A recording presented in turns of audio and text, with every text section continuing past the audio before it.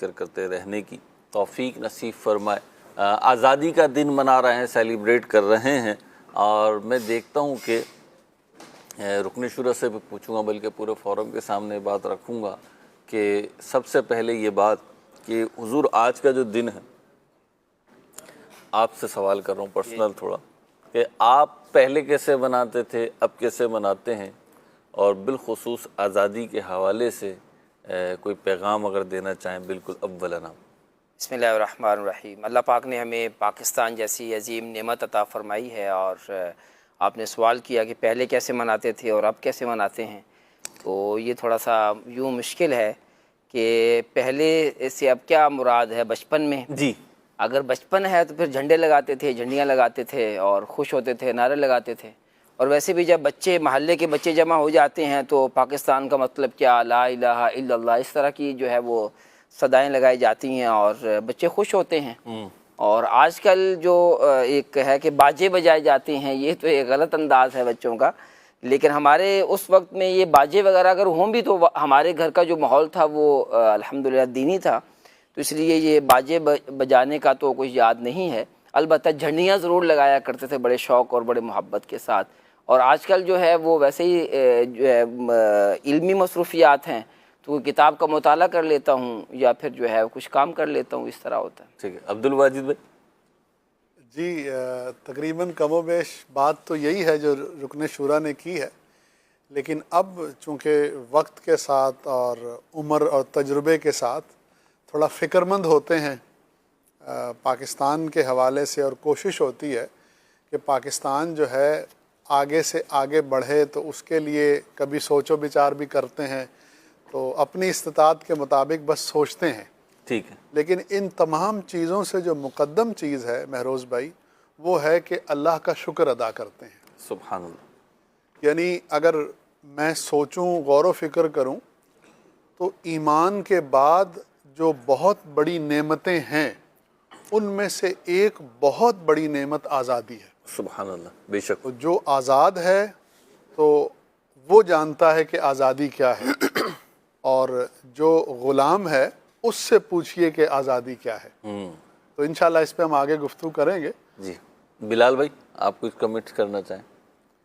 इसमें आपने एक पर्सनल एक ज़ाती सवाल किया है, उसमें मैं ये कहना चाहूँगा कि कुछ चीज़ें होती हैं कि जिनमें इंसान जज्बाती होता है, यानी जब उसकी बात आ जाती है ना तो फिर इंसान समझ लें कि फिर वो नीचे से शुरू नहीं करता, बिल्कुल पीक पे ही होता है, समझ। अच्छा, सही है। तो पाकिस्तान में अल्हम्दुलिल्लाह मेरे लिए ज़ाती तौर पर उन चीज़ों में से एक है कि जिनके मामले में एक गोया कि आप कह सकते हैं मैं जज्बाती हूँ। अच्छा। और बचपन से ही जो जिस तरह रुकन शुरा ने भी बयान किया, तकरीबन सबका बचपन तो इसी तरह का ही होता है कि झंडियाँ लगाते हैं, लड़ियाँ बनाना और सजाना घरों को, और बाकायदा बच्चों का एक पूरा एक जुलूस गोया कि गलियों गलियों में निकलता है और नारे इस तरह लगते हैं।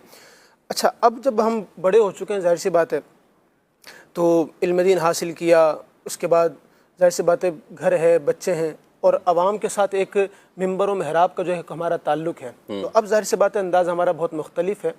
अब इसमें यह होता है कि ज़्यादा से ज़्यादा जो लोग मुख्तलिफ शुकूक व शुबहात का शिकार पाकिस्तान के हवाले से हो जाते हैं, तो जहन ये बनता है कि इन दिनों में ख़ास तौर पर उनकी माइंड मैपिंग की जाए और उनको जो है वो एक दिलासा दिया जाए, उम्मीद दिलाई जाए।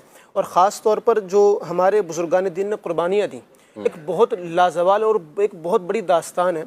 तो इन दिनों में मेरी एक ख़ास कोशिश ये होती है कि हर साल कोई ना कोई नई किताब, किसी बुज़ुर्ग के मुतालिक कोई तफसीली उनकी सवाने हयात पढ़ने का सिलसिला हो। तो ये सारी चीज़ें वो हैं कि जो आपका जज्बा भी जमान रखती हैं और पाकिस्तान से मोहब्बत को परवान भी चढ़ाती हैं। ठीक है। उमर भाई, वैसे तो आप अभी यंग ही हैं, लेकिन बहरहाल।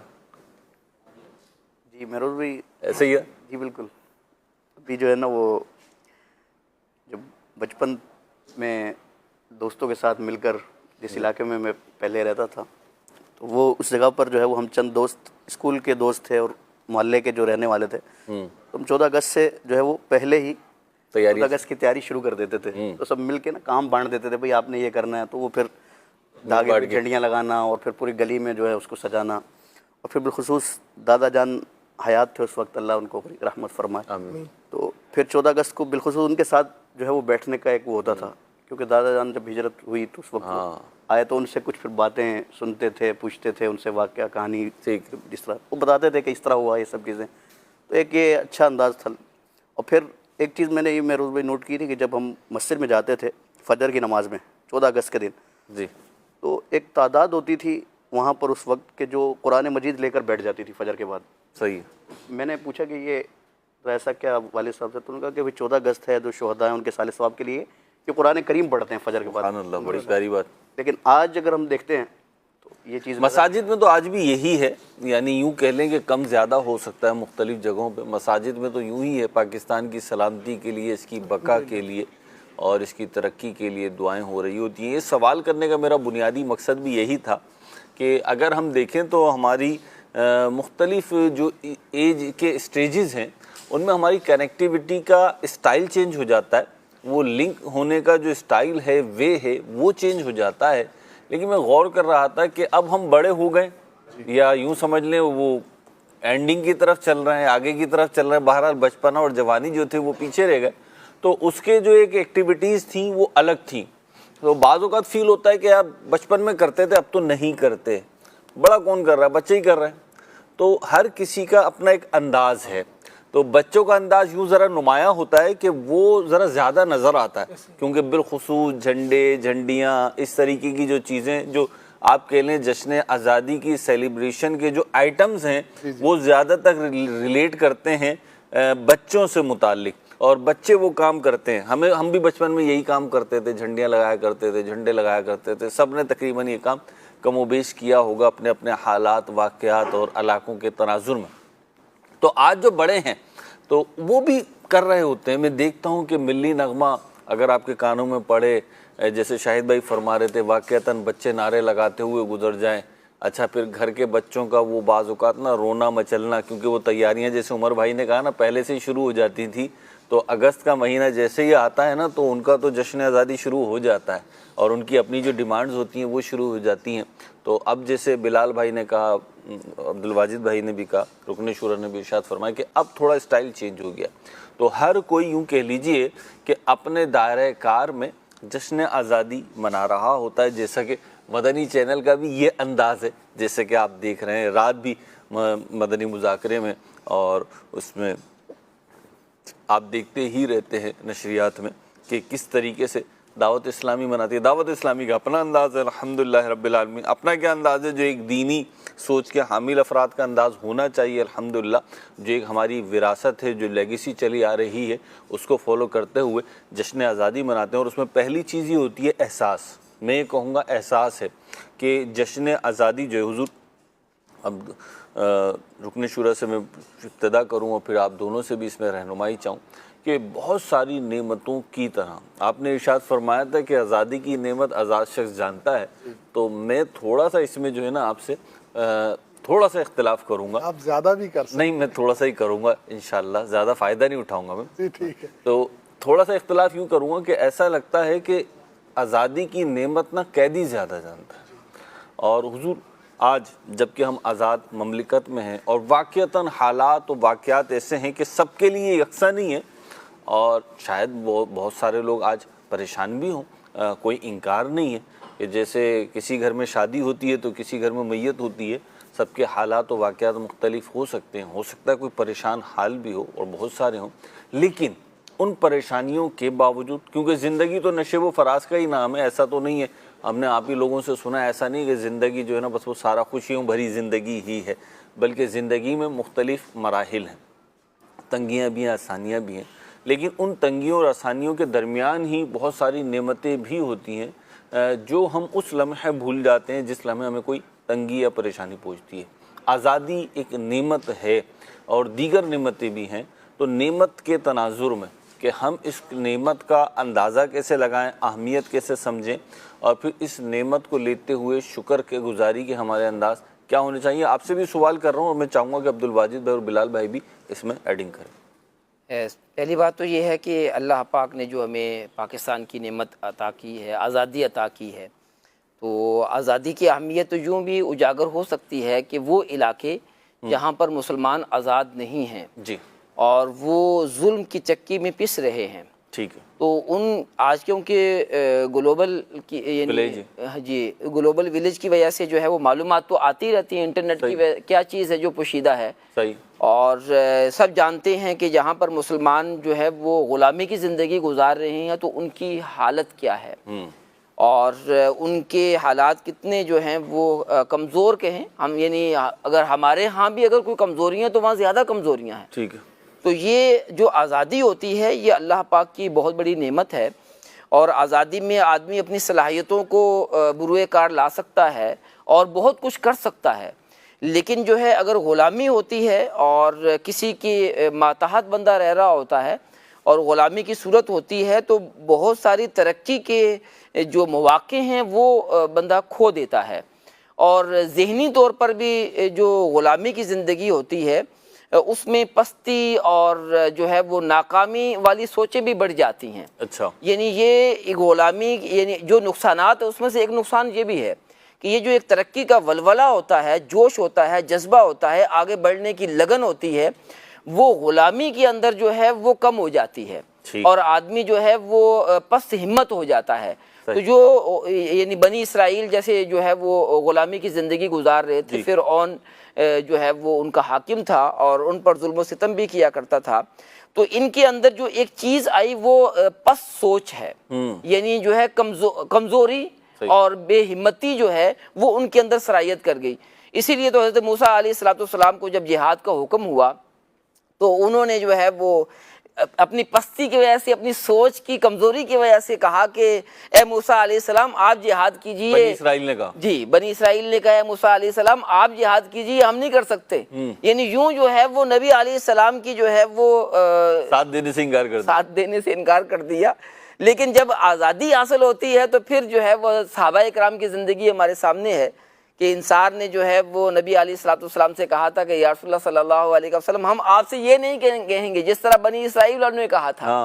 तो अल्लाह पाक ने जो है वो मुसलमानों को जो आज़ादी दी है, जो अल्लाह पाक ने ये नेमत दी है, तो उसकी कई एक जो है बंदे के अंदर फ़वाइद जो हासिल होते हैं उसमें से एक अहम फ़ायदा ये भी है कि आदमी उलुल अज़्म होता है, इरादे का पुख्ता होता है और उसके अंदर आगे बढ़ने का एक जज्बा होता है। तो ये भी एक बहुत बड़ी नेमत है कि आदमी के अंदर ये जज्बा मौजूद हो और फिर इस जज्बे की वजह से वो आगे बढ़ने की कोशिश भी करता हो। जी अब्दुल आज़ादी महरोज़ भाई एक ऐसी नेमत है कि इसकी अगर मैं मिसाल दूं हिस्सी तौर पे कि एक बच्चा है, वो 8 साल की उम्र है उसकी फॉर एग्ज़ाम्पल, और उसको एक ऐसे पिंजरे में कैद कर दिया जाए कि जो उसके कद के बराबर हो।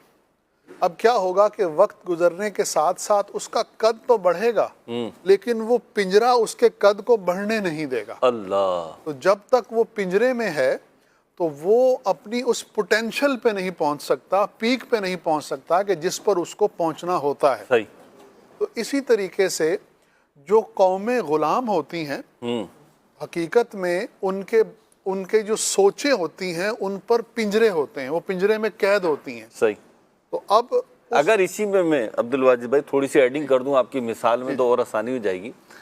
वो ये शाहिद भाई वाली बात कि अभी तो कोई चीज़ पोशीदा है नहीं, बहुत सारी चीज़ें सामने आ जाती हैं। तो वैसे ही एक दफ़ा मेरे सामने ये चीज़ आई कि लौकी और तरबूज इनकी काश्त की गई और काश्त करते हुए इन्हें मखसूस डब्बों में रख दिया गया, यानी जो इनका फूल आया जहाँ सांचा रख दिया गया, इनकी सारी जो ग्रोथ थी वो उसके अंदर हुई।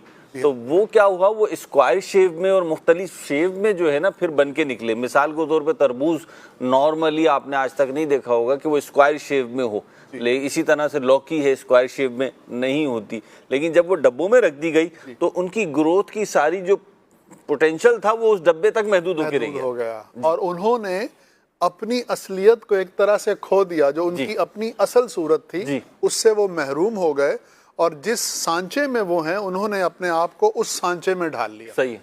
अच्छा, ये आपने इतनी खूबसूरत मिसाल दी है कि जो मैं कहना चाहता हूँ आपने उसको सामीन और नाजरीन के जहनों के और करीब कर दिया। सही। कि जो कौम गुलाम होती है तो वो जिसकी गुलाम होती है वो कौम उसकी तरह हो जाती है। अल्लाह। और इसकी हमने मिसाल देखी कि हम बज़ाहिर आज़ाद तो हो गए हैं लेकिन बाज़ हमारे मुल्क के हिस्से या लोग, मेरा कहने का मतलब ऐसे हैं कि जो अभी तक उस जहनी ग़ुलामी ही का शिकार हैं और वो उन्हीं के मुताबिक होना, यानी गैर मुस्लिमों के मुताबिक कुफ़ार के तौर तरीके पर होने को आज़ादी समझ रहे हैं, या उसको उन्होंने अपनी ज़िंदगी का जो है वो मतम नज़र बनाया हुआ है। तो जो कौम जिसकी ग़ुलाम होती है वो उसकी तरह बनने की कोशिश करती है। सही। तो ग़ुलामी का जो सबसे पहला नुकसान होता है वो ये होता है कि आदमी अपने असलाफ से, अपने अजदाद से, अपने शानदार माजी से कट जाता है और वो जिसका ग़ुलाम होता है उसी को वो बहुत बड़ा और एक रोल मॉडल समझना शुरू कर देता है।